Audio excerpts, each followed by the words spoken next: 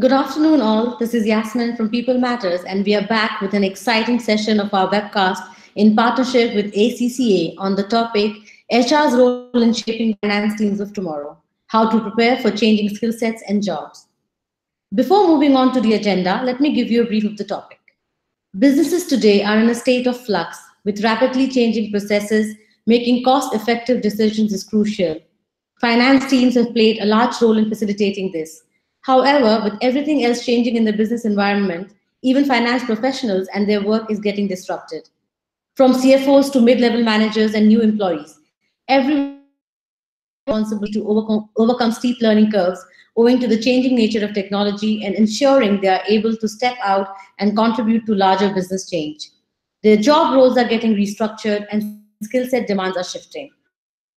To reflect on the changing demands of the finance sector and to discuss the top priorities from an HR perspective, this webcast will feature experts who will cover what should HR know about the evolution of finance teams, top 5 priorities for the finance talent in the next 12 to 18 months, the need for a well-defined talent strategy to keep pace with the changing demands, the top desired skills in the financial sector, foreseeable challenges in skill development in the sector.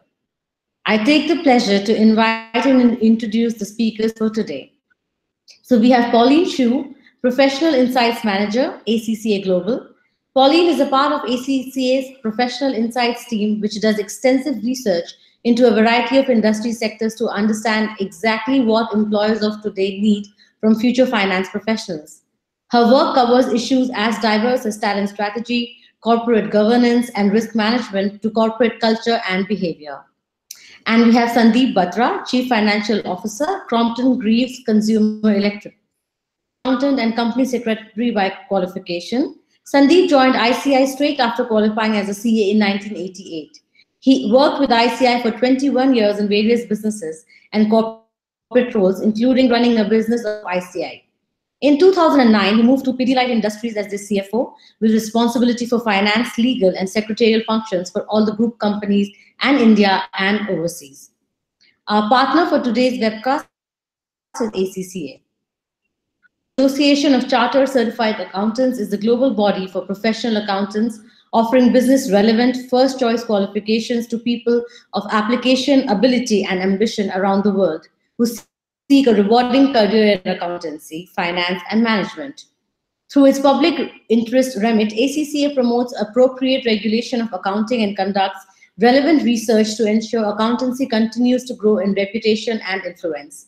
ACCA is currently introducing major innovations to its flagship qualification to ensure its members and future members continue to be the most valued, up-to-date, and sought-after accountancy professionals globally. Founded in 1904, ACCA has consistently held unique core values: opportunity, diversity, innovation, integrity, and accountability. We have saved time for you to ask your questions at the end of the webcast. For those who are live, can simply submit post questions at any time during the session. We will try to respond to as many questions as time allows. We have an exciting topic to discuss in this webcast today. So without any further delay, let me invite Sandeep and Pauline to take over. Over to you. Thank you very much. Go for it, Sandeep. So all over to you, Pauline. Thank you very much. Thank you very much for the introduction, Yasmin. So at that point, I am going to share my screen and walk you through a presentation of what ACCA does, the research we've conducted in this area in the past couple of years, and introduce some of the key findings of the report before handing over to Sandeep to give you his perspective on this very critical subject. So thank you very much for attending this webinar today. ACCA, as Yasmin just introduced, is the world's most forward-thinking accountancy body. And we strongly believe in the value of accountancy for society, for the well-being of the economy in the long term. So we are now more than 200,000 members and have now reached the level of 500,000 students globally. So unfortunately, these numbers are slightly outdated, but this is testimony of how fast ACCA is growing across the world. We have about 100 offices around the world. We worked with approved employers, more than 7,000, and have a number of partnerships with universities and other accredited suppliers of education. What we do is to offer world-leading accountancy qualification, and we set the highest ethical standards. ACCA has its own regulatory function. It regulates its members and makes sure that they always display the best and greatest ethical standards throughout their career.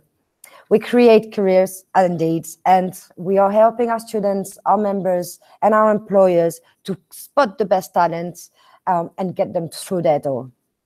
And we actively shape the profession by sitting on key international standards center body, such as IFAC, which is the International Federation of Accountant Council, and where we represent accountants in business, we represent auditors, we represent ethics regulators as well. So ACCA is a broad church involved in a number of partnerships around the world, helping to build the accountancy profession in other countries globally. And as a matter of fact, 92% of employers say that ACCA have the skills needed to drive the business forward. So employers are looking for ACCA students and members, which is obviously a really good news for us and a testimony that our qualification is solid and responding to current business needs. I am today representing Professional Insights. Professional Insights is ACCA's very own research function. We are independently conducting our research, and we are looking at the greatest today's questions to prepare our members for tomorrow. So our work ranges from risk to robotics to insight into the future of skills and the future of work. How we do this is by consulting with employers across sectors.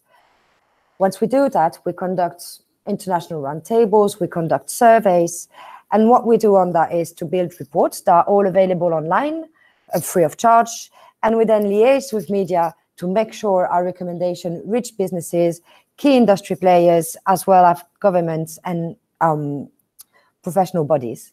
So our recommendations really are shaping the business practice on those key issues that are affecting the profession. And today we are talking about one very critical for the profession is the future of skills. But let me just show you where to find us quickly. So you can find us online at www.accaglobal.com. And as you can see the tab on the top right corner, Professional Insight, this is where we are, and this is where you can find all of our latest reports, all again, free of charge. Another great way of getting our reports is through our ACCA Insights app, which is available on all Androids, tablets, and it features all our latest reports and our podcast and web talks, all free of charge. Please do download this app. We won a Digital Impact Awards for this, so we're very, very proud. We've reached 1 million users last month. So we've done quite a lot of work on this app, and hopefully you will enjoy it. You will enjoy the interface. So Professional Insight just last year has produced more than 40 research reports. And as you can see on the screen, this is our numbers as of 2 months ago. So you can almost double that now, almost. But yeah, as you can see, we are intensely producing insights and trying to really share that as much as possible on the press, on LinkedIn. And we invite you again to follow us on LinkedIn, on Twitter, and get our app to get all our latest reports and podcasts. So that was an introduction to ACCA, who we are, and what is Professional Insights. I work personally in business management portfolio, which is really looking at professional accountants, the future. So essentially, professional accountant in business. And our portfolio is looking at corporate governance, business management, robotics as well, and obviously skills and the future of work. So I would like to introduce you to two of our key reports in that matter. The first one is called Drivers of Change and Future Skills, and the second one is called Generation Next. So just because I can, I would like to start with Generation Next on the right. Generation Next has been one of our most intense work, and we've reached out to nearly 19,000 of our young ACCA members and students, those effectively aged 16 to 36. And we asked them about their ambitions for their career, the way they like to learn, and the way they like to work, and also what attracts them to an employer and what makes them stay with an employer. And really what was interesting is that one of the key findings is that people are attracted to the profession for the long-term career prospects. So they see value in a career in accountancy. And the next thing they really appreciate about it is the opportunity to develop a broad range of skills. So really what this report has told us is that the younger generation is driven by those opportunities to grow, by those opportunities to develop skills. And this is really important for the topics today, because what we learn also from that report is that the key element that make them stay, that make them go and stay with an employer is this opportunity to develop skills and to grow. So this is really exciting story. And for employers, there's really an opportunity to tap in a very strong ambition to grow, to perform, and to innovate within the business. So that's one thing. Now I wanted to talk to you also about our other report called The Drivers of Change and Future Skills, which is also the result of a very broad consultation with more than 2,000 of our members and more than 300 workshops in 21 cities across 19 countries.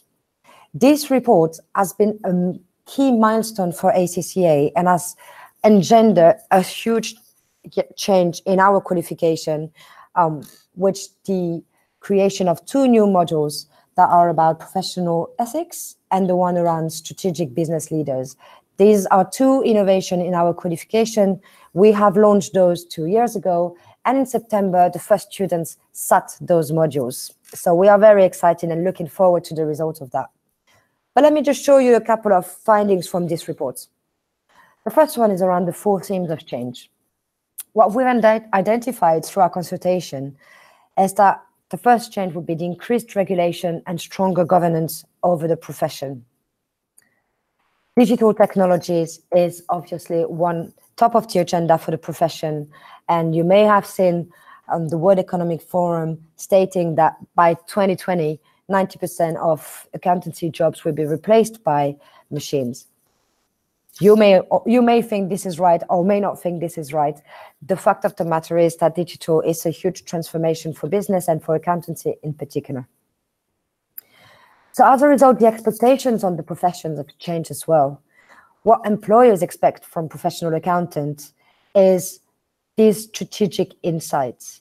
On the basis of technology driving work and driving the work of accountant, the expectation is now on processing and interpreting data and providing a strategic insight out of it and advising businesses. So become a real business partner for the profession, for the business, sorry.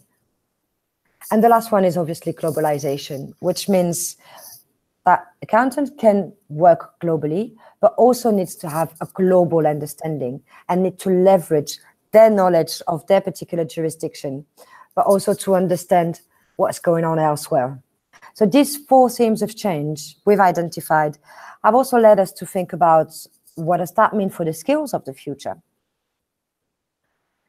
So we've came up with a professional quotient framework to understand and give a roadmap to accountants in, as a result of those changes, how they can adapt. And really the key here is to remain relevant.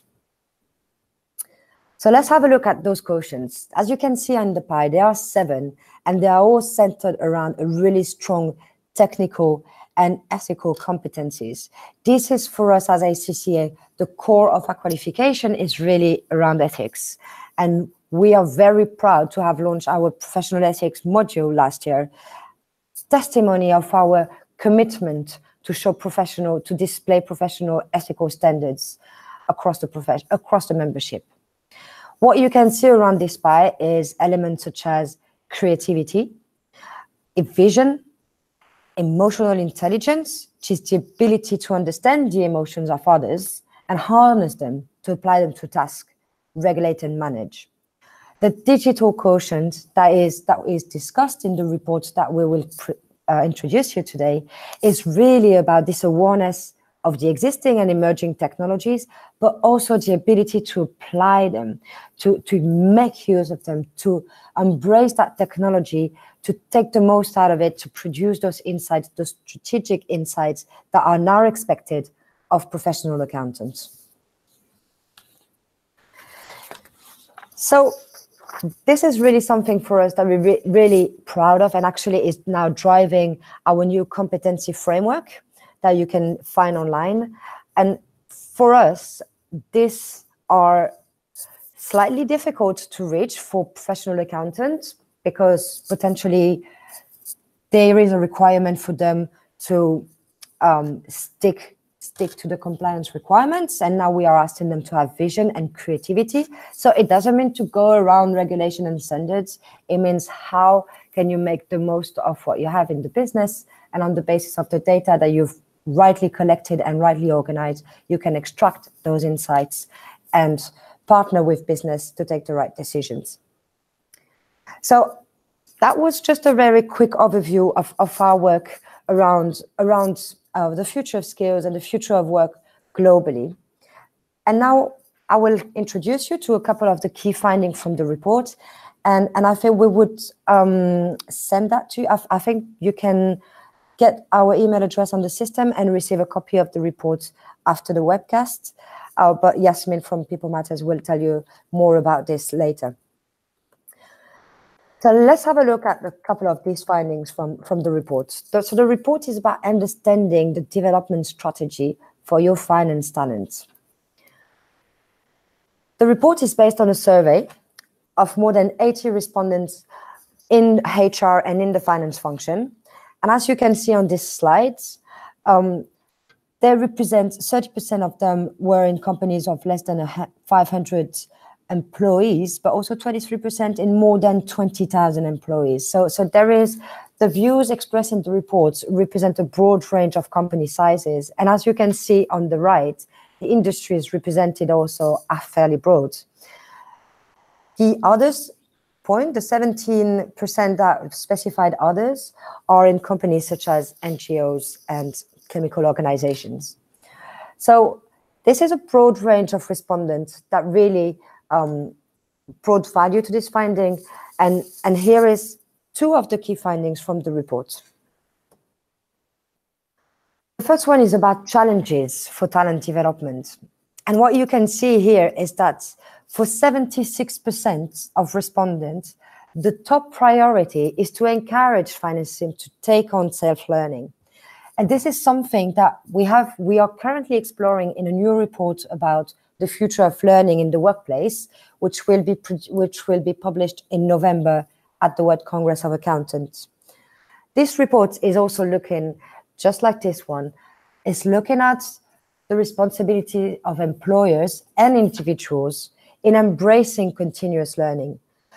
Because the world is changing, because the technology means changing roles, changing skills, there is a very strong requirement for professional accountants to embark in the idea of continuously reinventing themselves, continuously learning. And although it's been part of the professional accountant's life for a long time, and it's part of the charter, now the requirement is to learn faster, quicker, areas that are not originally part of professional accountants' remit. So for example, issues such as blockchain, ICOs, these are elements that professional accountants now need to embrace. But the question is, what is the responsibility of employers in providing this environment and providing the support for individuals to progress and learn? And what is the responsibility of individuals to do that?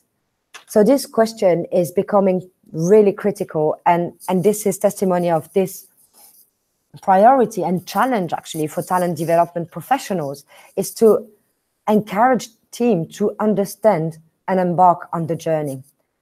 The second one, obviously, is around finding the right external partners for skills development. So this is really about finding in companies where perhaps the resources are not there, where can you partner with third parties, such as perhaps professional bodies or ACCA, to look at what skills are needed, what exists to learn and develop these skills. So finding the right external partners is also top priority. Now, another priority is about also the finance knowledge in the HR team to take the right decisions. And this is really, really important. And this is why ACCA is looking at finance for non-finance. ACCA has been partnering with other professional bodies, such as the Professional Body for Risk Managers, inviting them in our office, talking about what risk mean in a financial context, in finance and accounting, what risk looks like. And this idea of finance for non-finance is really something that we see as strategically very important for businesses to understand how they can take their team to the next level. What's fairly good news actually from these challenges is that the leadership buy-in is not necessarily a top challenge, which means that employers are on board with this. They understand the need to embark in continuous learning, and budgetary constraint isn't either such a top priority, which means that employers are ready to put the resources necessary to get on that journey. So this is a story of businesses understanding and now getting the people to embark on the journey. For finance talent teams, really the priority is to design those learning initiatives that would get the individuals to commit to it and respond to employers' needs while using the resources that are available. And this is really critical. And Sandeep will talk to us about it later on in the presentation. And you can see also, you will see from the report other perspective about this. Retaining top talent is a huge priority. And we believe that by providing the right environment and support for skills development and progress within the organization, which doesn't necessarily mean financial remuneration progression. It means progression in the role, in the responsibilities, and the exciting work that they get involved in. This is how, from our research, you retain those top talents from the young generation. And as you can see, the next top priority is to enhance that digital quotient. So really to harness the opportunities provided by digital and to get people on board with that. So train that digital quotient. And what we see from our research is that a lot of the time, employers could consider what we call the reverse mentoring. So the young generation mentoring the older generation to get on these technologies, to embrace them and to make the best use of these technologies. So it's a good story from this report, an exciting story. And well, you can see from this report is all the expert perspective. And actually, here are all the experts that you will see are featured in this report. And what's going to happen now is that our key expert, Sandeep, is now going to take over and talk to us about his own views on this, his take on the reports. And we will submit to him a couple of questions, and hopefully Sandeep will now answer all of this for you. Sandeep, over to you.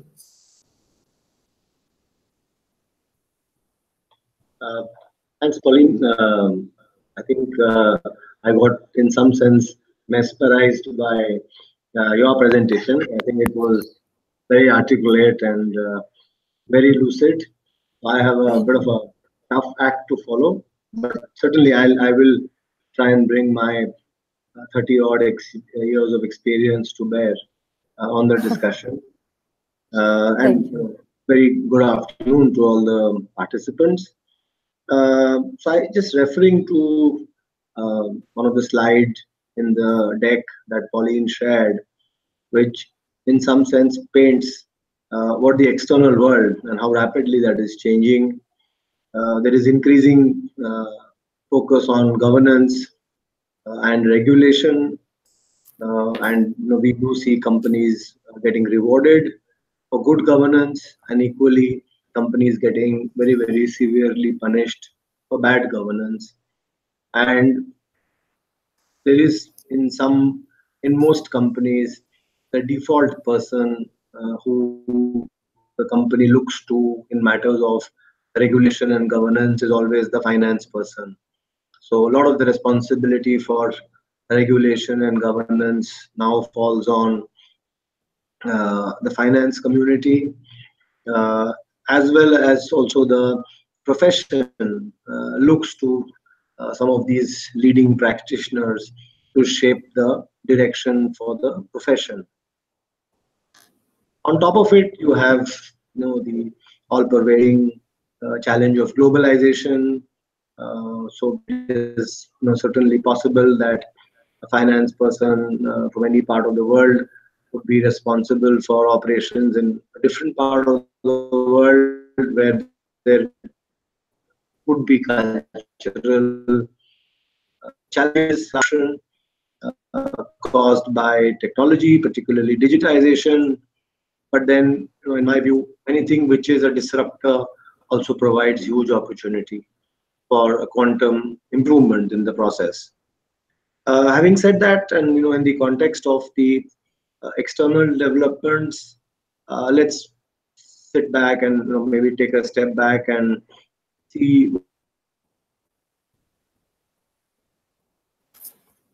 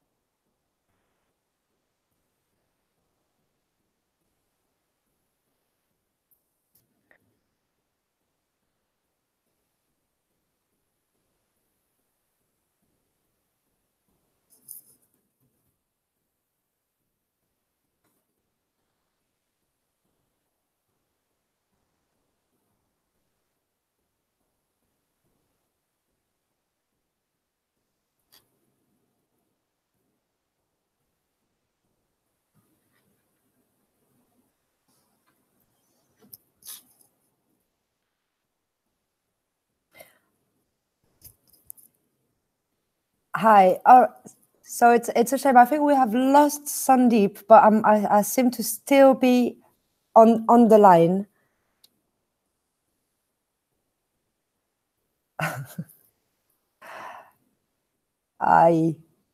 Okay. Well, so Sandeep was going to talk to us. I don't know if I'm still online.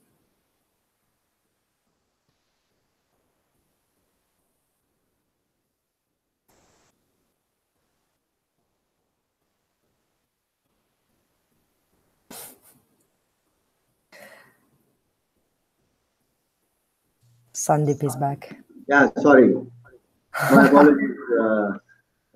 Technology is the biggest disruptor. Sorry, yes, Do you want me disrupt.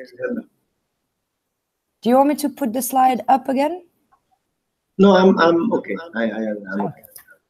So just to go back to what I was saying was that the expectation from the stakeholders is that the finance function is not here just to prepare and present accurate business reports, but the expectation, increasingly so, is that the finance person has to co-pilot the journey, the future journey, which means that the finance person should not just look at the rear view mirror, which he traditionally has been doing, but also look at the windscreen. And therefore, that's the only way he will look ahead. And when I was reflecting, about the kind of questions that I would ask when I would hire any finance person, I think in the last few years the focus has totally shifted from asking a finance person about accounting skills, because quite honestly today no finance person does accounting. Either accounting is done by the fancy ERPs of the world, SAP, Oracle, or a lot of it could be offshored in any shared service center in a different part of the world. So quite honestly, the finance person today does not do, in my view, any traditional accounting, which used to happen in the days when I would have started working. Uh, so the finance person, therefore, now is required to quickly interpret the numbers, the results, convert them to actionable insights. And I think these words certainly carry more meaning than what I said, because the finance person is required to draw insights from huge volumes of data that get processed. But more importantly, those insights have to be actionable. There is no point for the finance person to tell the business that costs have gone up 20%. I mean, that is simply converting an Excel worksheet into English. That's not what I hire a finance person for. He has to take insights, go to the root cause of the problem, convert that into an actionable opportunity, and more importantly, then work with business to implement the actions. So that's in some sense the context for the finance person today, and how it impacts this whole talent uh, situation is that, first of all, particularly in the Indian context, since accounting is no longer the core competence, the traditional sources of finance talent, namely the chartered accountant community, is no longer the only source for talent for the finance community. You could certainly look at, and increasingly companies are looking at MBA schools or even institutes like ACCA for the right talent pool. Uh, Having said that, now how does the HR function come in this whole talent pooling and talent acquisition process for finance?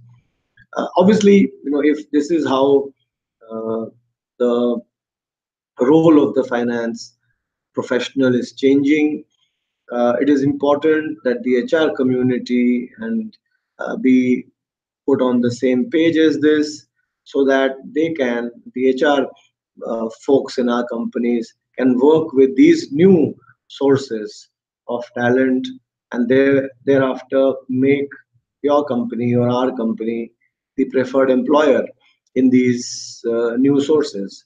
I mean, keep in mind that a person who graduates from any institute has many options, and there has to be a compelling reason why he will choose your or my company. And there, I think a function like HR has a key role to make sure that the career progression of the finance person in his or her organization is correctly understood by these young students.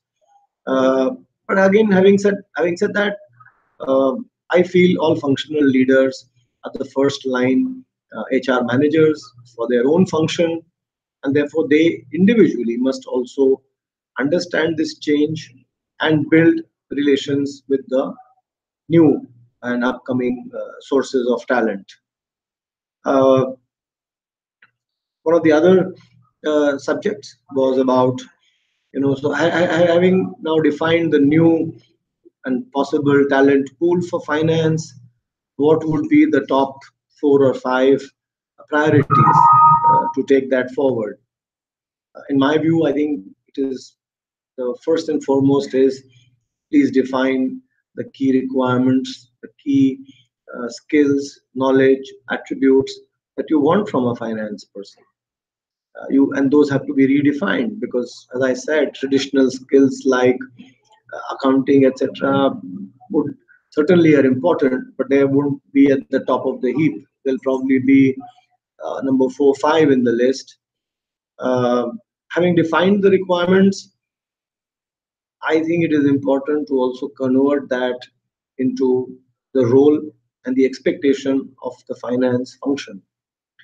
The worst thing that a person who joins your organization, for the worst thing for him is not to know what is he supposed to do. What is he in the organization for? What are the measures or the key performance indicators for him?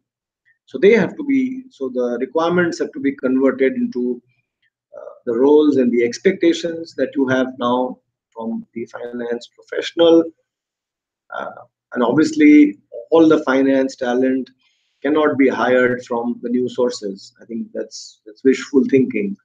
So you have an existing pool of talent which you will need to train and refresh, bring them up to speed with the same level as the kind of external talent that you are getting on board. And quite honestly, the talent that you will hire today or over the next 12 to 18 months will mature and blossom into a professional who can take over meaningful jobs over a 3 to 5 years. And one challenge that I have also noticed over the last few years is that people are becoming very impatient now. Gone are the days where a person would join a company and have an ambition to retire from that organization. They are more concerned about the job, the role that he is doing today, rather than the career that the company has in mind for them. The company may say, you will become a CFO in 20 years. The guy is more interested in what is my job today and what role am I supposed to do 3 years from now. And this issue will always prevail because the company looks at talent more from a career and a future point of view, whereas the talent looks at the company from how am I getting engaged, how is my needs being served for the moment. So one way of, in some sense at least, what we've tried to deploy is that make the role of the person challenging, engaging, not just by having a job that is exciting, but try and throw in a few projects where the results of that project are more immediate. So you give, and there would be hundreds of projects that could be underway in a company. Pick a few for the finance person to participate in. They could be internal finance projects, or they could be cross-functional projects, and that certainly keeps the engagement level of the finance community uh, uh, intact. Uh, Obviously, the talent by that logic will be mixed. There will be some that you have hired from new sources. There will be some that you may need to hire laterally, and there will be talent internal which you have trained and which you have groomed for the future. Um,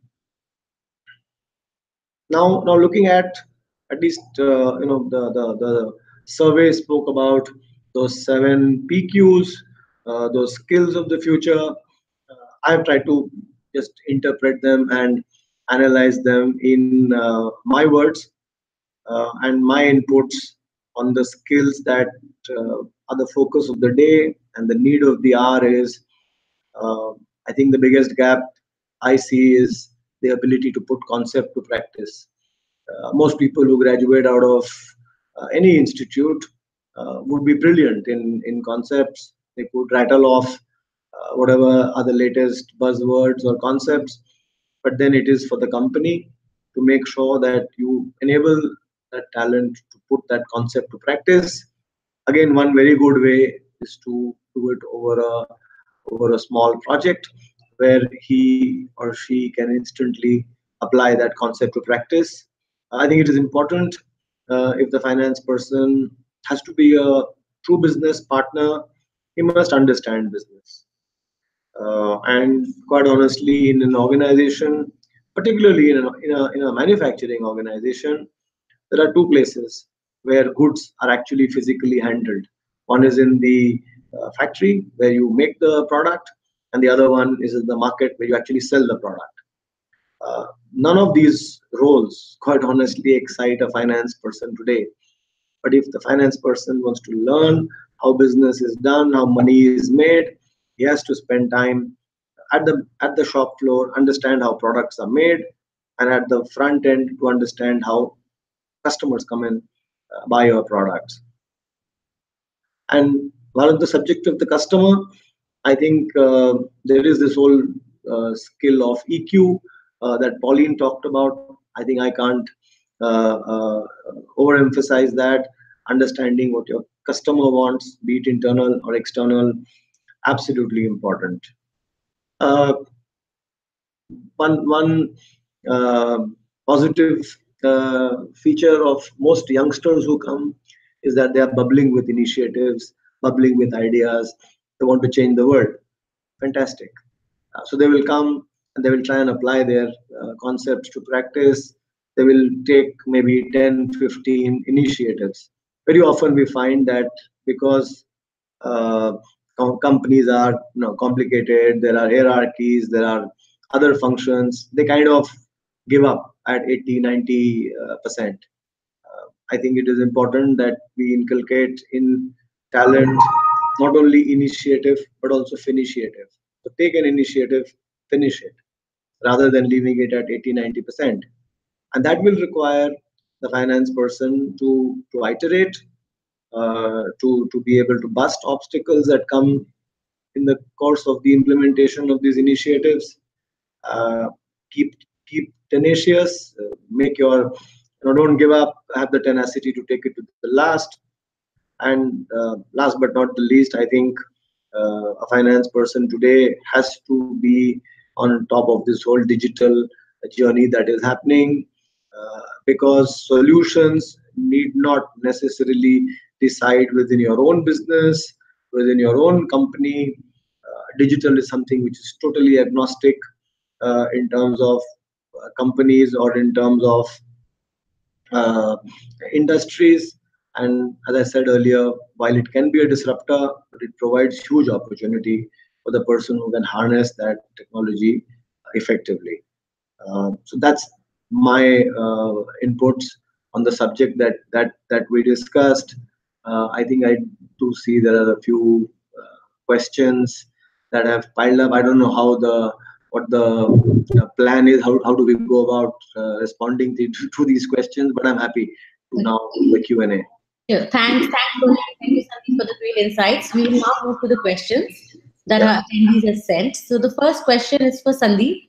Someone asks, for employees who have spent long years as accounting professionals, how easy or difficult is it for them to migrate to being finance professionals?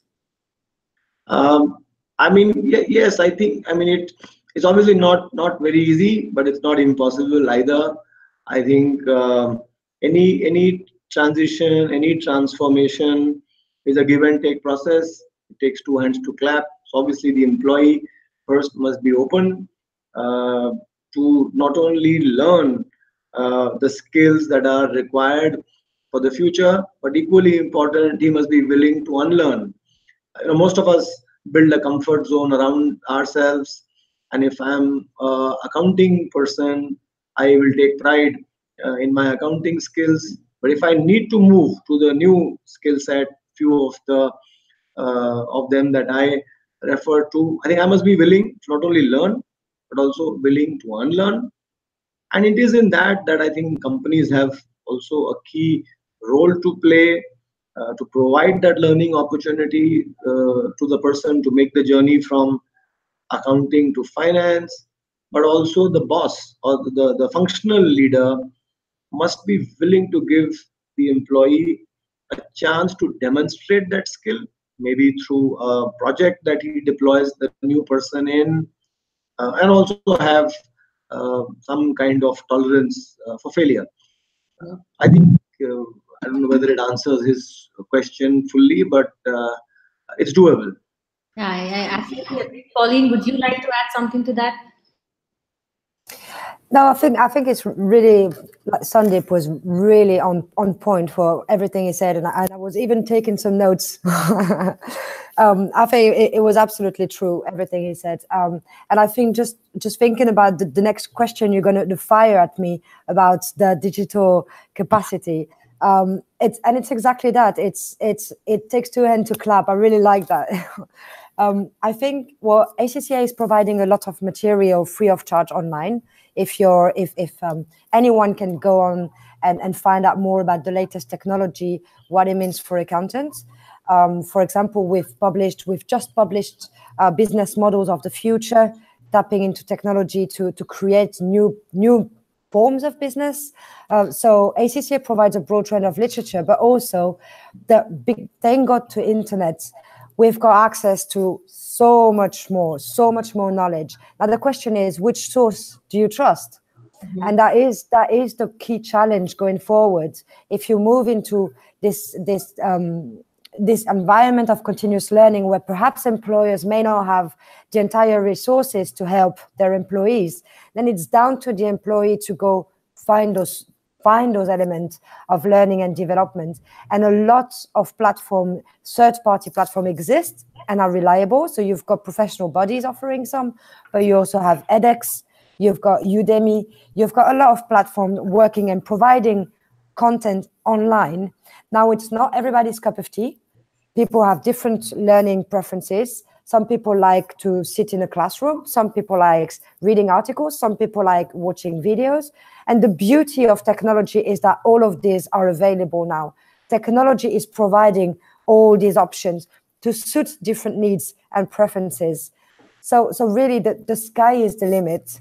Mm-hmm. And just to add on to that, we are changing our CPD offering. So ACCA has the continuous professional development rooted in our culture, in the culture of our members, where our members have to continuously that they have done what it takes to stay up to date. And through that, we are also providing a lot more CPD around technology. Mm-hmm. And just one last element of response to that. We were just looking at Google. Google has put together a mini marketing master degree online, where you can, all this concept of interpreting data. You have so many ways of training on that and seeing how people do it for free. I think people need to harness the potential of free content, bearing in mind that not all sources are trustworthy. Yeah. So can I come to the next question now? Our organization now to define the career path for its finance professionals, and what can they start? How can they start doing this now? So Sandeep, Pauline, whoever would like to take this up, please. Sorry, can you just repeat the question? Our organization is doing enough to define the career path for its finance professionals. My two penny bit is that it is my career. Hello? Yeah. Okay. My input on that is that I joined an organization, correct? I'm an employee of the organization, correct? But if it is my career, I think 60 to 70% of the onus on how to plan my career should be with the employee. Most organizations will not resist if an employee takes the lead. But if we sit back and we say that the 100% of the responsibility is of the organization to define the career path for its finance professionals, it's not going to happen. I think the discussion has to start from the professional. He or she has to go up to his or her line manager and say and seek a discussion on career. I think when employees go and engage with their superiors on the subject of defining the career path, that I think is the best way to get companies to get going. Otherwise, left to them, maybe some person will fill a template and that template then gets deployed. The biggest risk in that template is that the person whose career you are seeking to plan, he's never at the center of that process. So employees should take the lead, seek that conversation with his or her line manager, and then get the career pathing started. Sorry, yeah, and I think I entirely agree with Sandeep, and I like the fact that you are. I like the proportion you've given. I think it's absolutely true because of those flexible careers today, because of the fact that in 5-10 years there'll be jobs that don't exist today that will exist then. We're not entirely sure. So I think you're absolutely right. 70% of it is with the individual, but what is needed sometimes there's some sort of a paradigm shift needed for organization to understand that they have to provide the support, the environment, and the opportunities, the options too. Because at the end of the day, if your employees are progressing and getting more proficient and performing, it's the growth of the organization at the end as well. So there is a vested interest for organization to absolutely see that. But I agree with you that the employee, the individual, is the master of his career and needs to take direction for it, and responsibility for the direction is taken.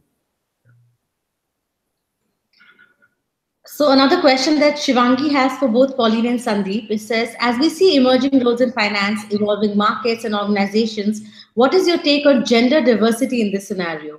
To reframe with all the changes that we see and have predicted, how do we ensure that we keep our diversity strategy intact? So, Pauline, you can have a go first. Why? No, please go ahead. I'm not sure I understand what the diversity strategy is, because is this? Do you want to have a go first, and then that would help me understand? I mean, I'm also not sure whether the question is about gender diversity. Yeah, so they probably want to know whether there are more females in the finance teams. Do not have much of gender representation in terms of women being in the teams. So that's what she probably wants to understand. Okay. No. So I think for me, certainly, or in our company, we have no ratio that X percentage has to be male or female employees. I am 100% agnostic. It is the best person for the job. So I have till date, at least in my organization, never made any decision based on whether the person, whether the person is a male or a female. It is 100% talent driven. Whoever has talent will get the job. So I mean, yes, there could be situations that if you have a role in a remote location, it is possible that a lady may not be keen to go there. We understand that, we appreciate that, but beyond that, there are no such constraints, and neither have I come across any challenge on this front, at least in the last 5 to 7 years. Great, thanks. So should I move on to the next question? Yeah, I mean, unless Pauline has any. I think it's a really good answer, and I think it was perfect, like it was said. So I wouldn't add anything. I think it's absolutely true. At the end of the day, it's about who's best for the job. Yeah. Now, bearing in mind consideration, just like you said, that perhaps further down the line, when people are getting, to build families, it becomes more challenging, and perhaps organization need to make the most out of those talents where they are just on their own, and they have that they are independent and have no liability, have no one to take care for. So this is where you can maximize the time that these people can offer to the company. Then obviously, the reality of life is what it is. Yeah. So, but as long as organization understand that, and just as Sandeep said it, that at the end of the day is who's best for the job, then they shouldn't have to be a diversity strategy in place, I think. Absolutely agree. So the next interesting question is, most of the finance and accounts professionals are not willing to take cross-functional exposure to develop as business leaders, though the company is ready to invest and take the risk. What is your opinion on this? Pauline, would you like to start? So some people are not, is it a question of they don't feel they don't have the confidence to get the exposure? Is this around confidence, or is this, I'm not sure I understand very well the question. Let me read it again. They're not willing to. There could be various reasons behind this. It could be competence, could be confidence, could be the complacency of remaining in the same, role. So what could be the reasons? Why are they not ready to take the risks when the company is ready to take the risks? I think it's really difficult for people to get out of their comfort zone. Just as Sandeep was saying before, and it's undeniable. So some people are ready to take risks, some people aren't. Now that's where the HR function comes into play, and that's where they need to liaise. They need to be constantly engaging with line managers, not only to understand what the development needs are, but also to identify those who are willing to evolve. And perhaps this is one of a key conclusion perhaps here, is that not everybody wants to grow. Not everybody wants to go there. And perhaps for HR function, they shouldn't try and roll out 100% program. Perhaps they should identify and work on those who are willing. Sandeep, is that something you would agree to? Bang on, Pauline. I think it is not necessary that each finance person has the skill set or the ability to do a role outside of finance. I mean, if you've spent bulk of your education trying to get a degree in finance, why would you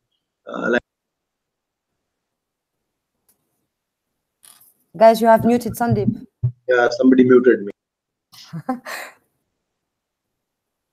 Okay. Because online muted me.